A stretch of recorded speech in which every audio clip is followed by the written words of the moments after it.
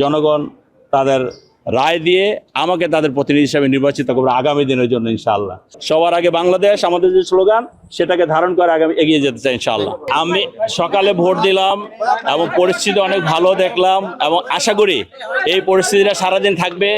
জনগণের যে প্রত্যাশার যে ভোট, যে জনগণের যে প্রত্যাশার ভোট, আমি আশা করব যারা এই ভোটের সাথে জড়িত, যারা এই ভোট কেন্দ্রের সাথে জড়িত সবাই সেটা নিয়ন্ত্রণে থাকবে এবং জনগণ যে ভোটের জন্য কাঙ্ক্ষিত যে ভোট চায় সেই ভোটের প্রতিফলন ঘটবে ইনশাল্লাহ সন্ধ্যার পরে রেজাল্টের মাধ্যমে। আমি বিশ্বাস করি বাংলাদেশে একটি সুন্দর নির্বাচন হবে, যে নির্বাচনে জনগণের প্রত্যাশা পূরণ হবে।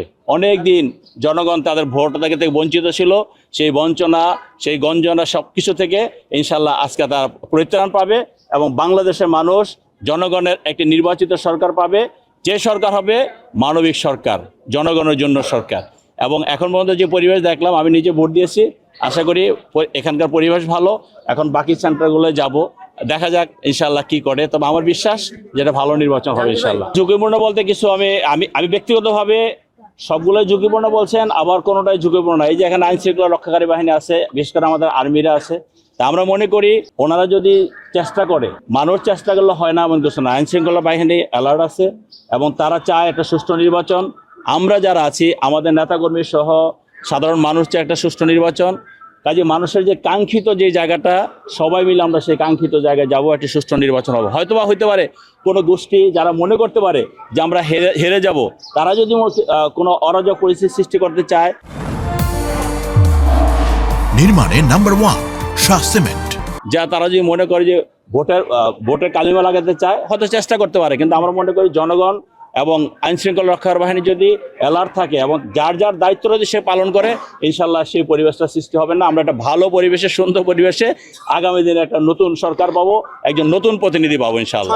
আমি আমার কাজ করেছি, জনগণের কাছে গিয়েছি, জনগণ আমাকে লুফে নিয়েছে ইনশাল্লাহ। কারণ আমি গত 30 বছর এই এলাকার জনগণের সাথে কাজ করেছি, জনগণের পাশে আছি, জনগণের পাশে ছিলাম, ইনশাল্লাহ আগামী থাকবো। ঢাকা 18 সনকে একটা মডার্ন আসন হিসাবে ক্রিয়েট করার জন্য আমি আমার কাজ করে যাচ্ছি। এটা জনগণের কাছে আমার প্রতিশ্রুতি এবং আমি বিশ্বাস করি জনগণ তাদের রায় দিয়ে আমাকে তাদের প্রতিনিধি হিসাবে নির্বাচিত করবে আগামী দিনের জন্য ইনশাআল্লাহ। আমি সবাইকে বন্ধু মনে করি। আমি আজকে যে কথাটা বলছি, নির্বাচন কমিশন যখন আমরা প্রচারণা শুরু করেছি তফসিলের পরে, যখন নির্বাচনে আচরণবিধি মেনে আমরা প্রচারণা শুরু করেছি, আপনারা দেখেছেন, মিডিয়াতে দেখেছেন, আমি সবার সাথে কথা বলেছি যখন যার সাথে পেয়েছি সামনে। কারণ আমার তাদের নিয়েই সংসারটা করতে হবে ইনশাল্লাহ। আমাকে যদি জনগণ নির্বাচিত করে, একজন মানুষও আমার বাইরে থাকবে না। অর্থাৎ আমি সবাইকে নিয়ে সংসারটা করতে চাই। আমাদের ঢাকা 18 সনের যে সংসার, সেই সংসারটা করতে চাই। আমি একা দেশ পরিবর্তন করতে পারবো না, সবার সহযোগিতা লাগবে। যার কারণে এই নির্বাচনকালীন সময় আমি 10 জনের সাথে কথা বলেছি। যখন কোনো সমস্যা হয়েছে তাদের কাছে গিয়েছি। আমাদের রনি অসুস্থ হয়েছে, তাকে দেখতে গিয়েছি। এইভাবে সবার সাথে আমার যোগাযোগ হয়েছে, কথা। তাদেরকে আমি একটাই কথা বলেছি যে ভোটের জন্য আমরা কেউ হানাহানি রাহাজানি করব না। জনগণ যাকে যোগ্য মনে করবে, জনগণের কাছে যাদের আস্থা আছে, জনগণের আস্থা যাদের উপর আছে, তাকে জনগণ ভোট দিবে।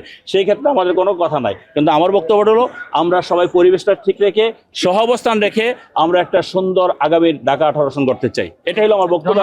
আগামী দিনে আমাকে যদি জনগণ ইনশাল্লাহ নির্বাচিত করে, সকলকে নিয়ে কাজ করবো ইনশাল্লাহ। এই ঢাকা 18 সন সকাল ভাগ্য পরিবর্তনের জন্য সবার সহযোগিতা দরকার। আমরা একটি সুন্দর বাংলাদেশ করতে চাই।